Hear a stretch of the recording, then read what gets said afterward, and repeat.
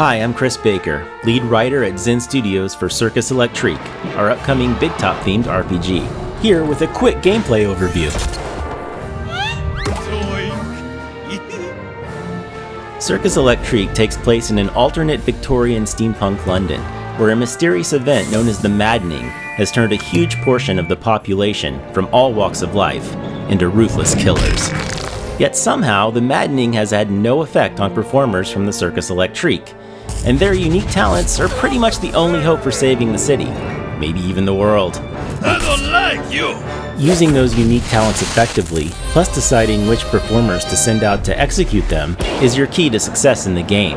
As you work your way through the city map, you'll often encounter attacks from those who have succumbed to the Maddening, unfortunate Londoners whom the press has taken to calling the Vicious. The Vicious tend to travel in fours, as does your party. But who should your 4 selected performers be? By the end of the game, you'll have 15 classes to choose from, each with their own specific methods of fighting, defending, and watching out for their friends. Some much more ideal for certain of those tasks than others. Here we have a strong combination of performers you may set forth with early on. A strongman who, as they'd say in 1899, offers a mighty kerwallop. A clown who specializes in the healing power of laughter. An escape artist, also adept at the art of capturing enemies in place. And of course, a fire blower, who blows freaking fire. Notice how they're positioned.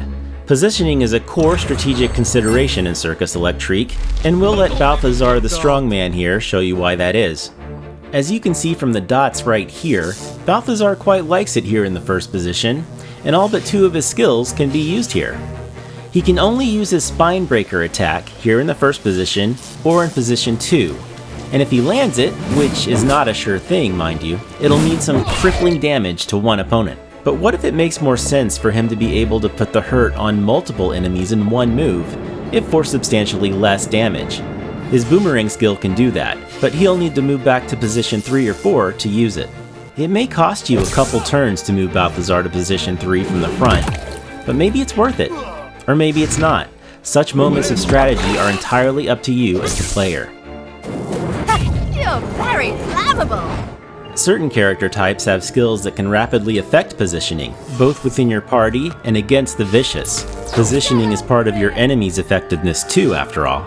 Another thing to consider is the devotion level of a performer, which more or less equates to the character's morale.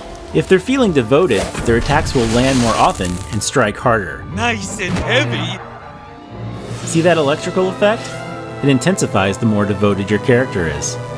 If they're grumpy though, you'll need to cheer them up through other actions, such as using specific devotion-related skills or devotion-enhancing items, like that brand new tasty beverage known as cola. Better than a bandage. Otherwise, you're not going to be too happy with their results. If they get too depressed, they may have completely had it with you and choose to leave the circus altogether. Of course, there's also a circus going on during all this. The show must go on after all. And planning a performance is also very important to earning the resources you'll need to figure out how the Maddening started and how to stop it. Thank you for joining me today. Be on the lookout for Circus Electrique when it hits PC and all your favorite consoles later this year.